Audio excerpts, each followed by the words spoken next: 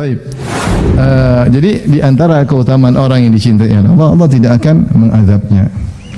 Kemudian di antara keutamaan orang dicintai oleh Allah, kalau seorang dicintai oleh Allah, maka Allah akan bimbing dia. Allah akan bimbing dia. Dia akan jarang melakukan kemaksiatan. Bukan dia maksum, tidak akan melakukan kemaksiatan. Dia akan terjerumus dalam maksiat. Namanya manusia, siapapun dia pasti terjerumus dalam apa? Maksiat. Tetapi kalau secara umum dia jarang bermaksiat. Kalaupun dia bermaksiat, dia segera kembali kepada Allah Subhanahu wa taala. Dalilnya adalah hadis qudsi yang dikenal dengan hadisul wali di dalam Sahih Bukhari. Kata Allah Subhanahu wa taala, "Wala yazalu 'abdi yataqarrabu ilayya bin nawafil hatta uhibbah." Senantiasa hambaku mendekatkan dirinya kepadaku dengan perkara-perkara sunnah, ya, yang selain yang wajib-wajib, tapi dia yang wajib-wajib dia kerjakan pula yang sunnah-sunnah, terus mendekatkan dirinya hatta uhibbahu, sampai aku mencintainya, Fa idza ahbabtuhu, kalau aku sudah mencintainya, kuntu sam'ahu alladhi yasma'u bihi, aku menjadi pendengarannya yang dia mendengar dengannya. Wa basarahu alladhi yubsiru bihi, aku menjadi penglihatannya yang dia melihat dengan penglihatan tersebut.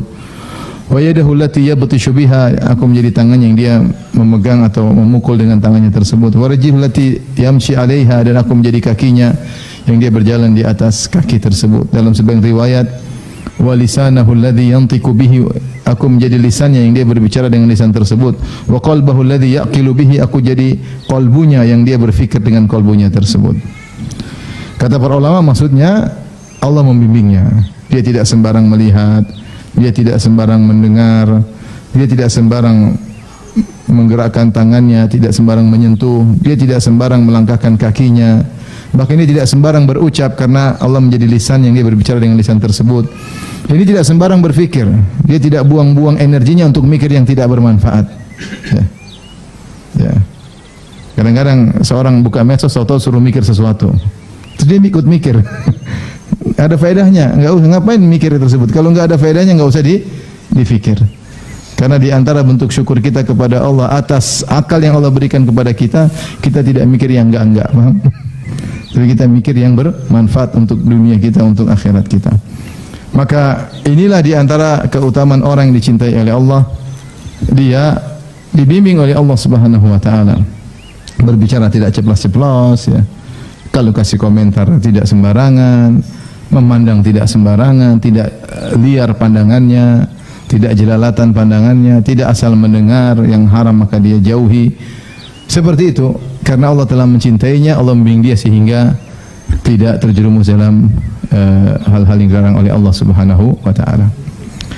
Tapi di antara keutamaan orang yang sudah dicintai oleh Allah Subhanahu wa taala, dia akan dicintai oleh ahlus sama, dicintai oleh malaikat. Dalam hadis, jika Allah sudah mencintai seorang hamba, nada Jibril, Allah panggil Jibril alaihissalam. Lalu Allah berkata, "Ya Jibril, inni ahbabtu fulanan fa ahibbah." Wahai Jibril, sungguhnya aku telah mencintai si fulan, maka cintailah dia. Fa ahabbahu Jibril, maka Jibril pun mencintainya. Fanada Jibril ahlas sama, kemudian Jibril pun menyeru kepada penghuni langit, itu para malaikat. Maka Jibril berkata, "Innallaha ahabba fulanan." Sungguhnya Allah telah mencintai si fulan, fa ahibbuh, maka cintailah dia. Fa ahabbahu ahlus sama, maka penghuni langit pun mencintainya. Suatu kemuliaan seorang dicintai oleh para malaikat, makhluk-makhluk mulia, al-muqarrabun, yang dekat dengan Allah, yang tidak pernah membangkang kepada Allah sama sekali, yang tidak pernah letih beribadah.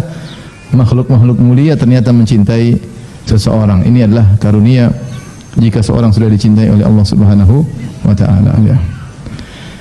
Kemudian jika seorang telah dicintai oleh Allah Subhanahu wa taala, maka Allah senantiasa bersamanya. Allah senantiasa bersamanya dengan pertolongan, ya, menolong hamba tersebut, ya.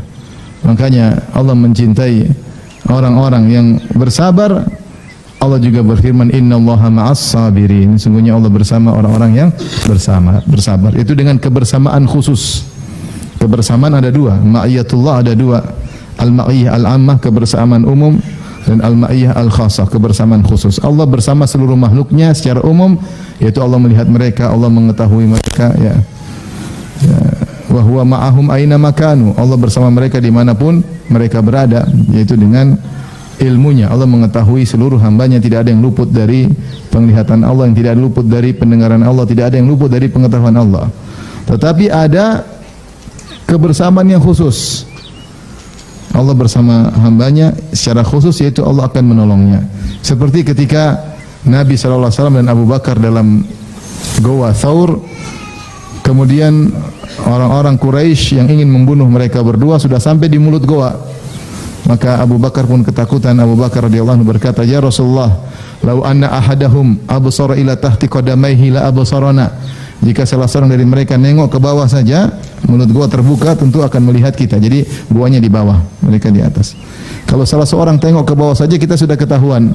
Maka Rasulullah SAW berkata, "Ya Abu Bakrin, ma dhannuka bithnain, Allahu thalithuhuma." Wahai Abu Bakar, bagaimana menurut engkau tentang dua orang, Allah yang ketiganya, itu Allah bersama mereka. Tentu Allah akan menolongnya. Maka turunlah firman Allah Subhanahu wa taala terkait hal ini, kata Allah, "Tsaniyats tsnaini idhuma fil ghar idh yaqulu li sahibihi la tahzan innallaha ma'ana." Ketika Rasulullah SAW berkata kepada sahabatnya Abu Bakar, "Jangan kau khawatir, jangan kau sedih, sungguhnya Allah bersama kita." Jika Allah sudah mencintai seorang hamba, maka Allah bersamanya. Di saat-saat dia memerlukan pertolongan Allah, maka Allah akan membantunya, Allah akan bersamanya, ya, Allah akan bersamanya. Ini diantara keutamaan-keutamaan seorang dicintai oleh Allah Subhanahu wa taala. Dan dia di akhirat akan dimuliakan. Makanya ketika ada seorang Arab Badui, ya, datang kepada Nabi, kemudian dia berkata, "Ya Rasulullah, mata sa'ah?" Kapan hari kiamat, ya? Ini pertanyaan bikin kaget, ya. Kapan hari kiamat, ya? Sahabat enggak ada yang berani tanya seperti itu. Dan sahabat jarang bertanya kepada Nabi sallallahu alaihi wasallam karena mereka segan kepada Nabi. Makanya kalau ada Arab Badui mereka senang, karena Arab Badui bakalan apa? Nanya. Bahkan sebagian Arab Badui suruh nanya, dikasih hadiah sama sahabat. Zaman sekarang juga banyak badui-badui. Maka dia bertanya, "Mata sa'ah?" Kapan hari kiamat? Rasulullah SAW disebutkan sebagai riwayat, Rasulullah SAW tidak jawab. Rasulullah SAW sholat, setelah sholat Rasulullah SAW bertanya, "Aina sa'il?" Mana tadi yang bertanya? "Saya, ya Rasulullah." Maka Rasulullah SAW berkata, balik bertanya, "Wa madza a'datallaha?" Apa yang kau siapkan bertemu dengan hari kiamat? Karena hari kiamat pasti terjadi, tapi Nabi juga tidak tahu kapan hari kiamat. Pertanyaan yang bermanfaat bagi dia, "Wa madza a'datallaha?" Apa yang kau siapkan untuk bertemu dengan hari kiamat tersebut? Maka Arab Badui berkata, "Ma a'datulaha bi kathrati salatin wala siyamin wala sadaqah, walakinni uhibbullaha wa rasulah." Aku tidak mempersiapkan bertemu hari kiamat dengan banyak salat. Salatku terbatas. Wala siyam, puasa juga terbatas, puasa sunnah juga terbatas. Wala sadaqah, sedekah juga terbatas. Tetapi ada yang amal yang aku andalkan. Walakinni uhibbullaha wa rasulah. Tapi aku cinta kepada Allah dan Rasulnya. Maka Rasulullah berkata, "Al-mar'u ma'aman ahab." Seorang akan bersama dengan yang dia cintai. Maka di antara amalan andalan yang seorang berharap dirahmati oleh Allah dengan banyak rahmat pada hari kiamat kelak adalah mencintai Allah dan Rasulnya.